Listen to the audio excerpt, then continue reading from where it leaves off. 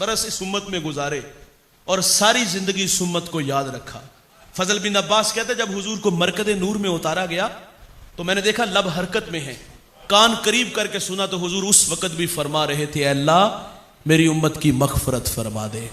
وہ لمحے یاد کیجئے گا جوانوں جب میرے نبی پہ عذاب کی آیتیں اتری تھی, رنگ متغیر ہو گیا, آپ مجمع صحابہ سے اٹھے باہر چلے گئے. صحابہ سمجھے شاید حضور کسی حاجت کے لیے گئے ہیں, تھوڑی دیر انتظار کیا, تشریف نہ لائے تو تلاش کرنا شروع کر دیا. ایک دن, دو دن, حتیٰ کہ تیسرے دن کا سویرا طلوع ہو گیا. ممبر اداس ہے, گلیاں اجڑ گئیں. بلال حبشی مدینے کی گلیوں میں چیخے مار مار کے روتا ہے. سیدہ فاطمہ گھر میں غشی پر غشی آ رہی ہے. واصف علی واصف کہتے ہیں شرف مکان کا نہیں ہوتا, مکین کا ہوتا ہے. وہ یثرب تھا, بیماریوں کا گھر تھا, لیکن سونے محمد کے قدم لگتے ہیں, اللہ مدینے کی خاک میں شفا رکھ دیتا ہے. تیسرا دن ہوا, صحابہ جنگل میں چلے گئے. میں نے اس جنگل کی زیارت کی, اب وہاں گھر بن گئے. وہاں ایک چرواہا ملا, اسے کہتے یار تو نے اس نام کا کوئی شخص تو نہیں دیکھا؟ اس نے کہا اتنا میٹھا نام تو میں نے سنا ہی پہلی دفعہ ہے. ہاں میں اتنا جانتا ہوں, وہ سامنے غار دیکھتے ہو جس کا نام جبل صلاح ہے, وہاں ایک جوان ہے جو صبح بھی روتا ہے شام بھی روتا ہے, اور کہتا وہ میری بکریاں دیکھو حلقہ بنائے بیٹھی ہیں, نہ کچھ کھاتی ہیں نہ کچھ پیتی ہیں, وہ روتے ہیں تو یہ بھی روتی ہیں. صحابہ نے پوچھا وہ رونے والا کیا کہتا ہے؟ اس نے کہا جب اس کے لب ہائے مبارک کھلتے ہیں تو وہ رب حبلی امتی کی صدائیں دیتے ہیں. بے جان جسموں میں جان آئی, صحابہ اندر داخل ہوئے.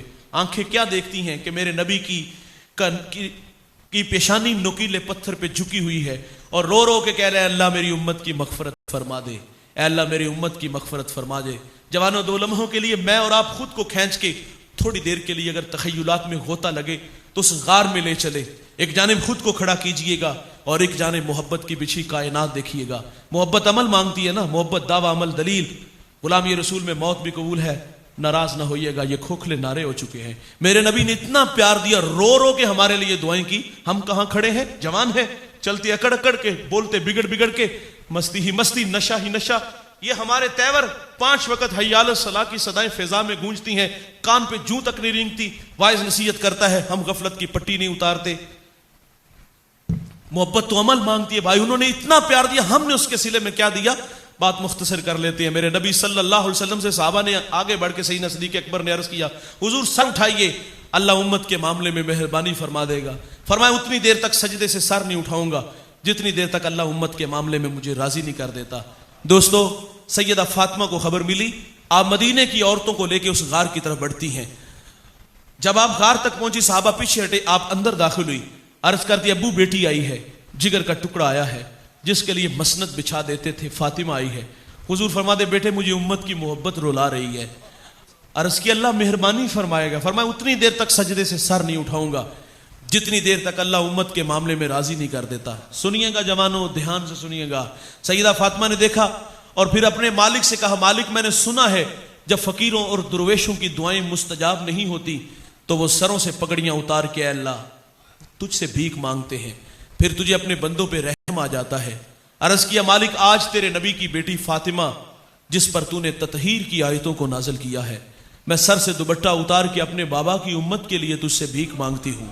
سیدہ کا ہاتھ ردا کی طرف بڑھا, کوہرام مچ گیا, بادلوں کی اوٹ میں سورج نے منہ چھپا لیا, ایسا لگا کہ قیامت آ گئی.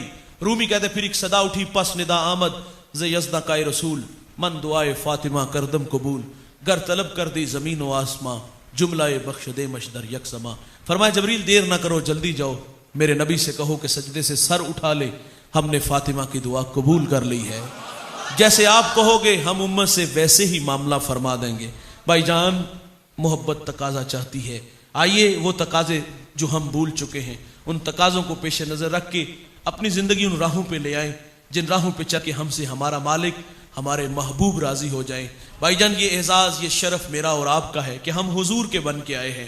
12 نبیوں نے آرزو کی, حضور کی راہوں میں اتنے لوگ کھڑے رہے, ہمیں انتظار نہیں کرنا پڑا, ہجر کی آگ میں نہیں جلنا پڑا, آنکھ کھلتے ہی بشارت ملی کہ تم حضور کے بن کے آئے ہو. تو غلامی کے کچھ تقاضے ہیں بھائی, آؤ ان تقاضوں کو میں اور آپ پیش نظر رکھیں اور زندگی کے شب و روز ان راہوں پہ گزار دے. اللہ مجھے آپ کو عمل کے جذبوں سے مالا مال فرمائے.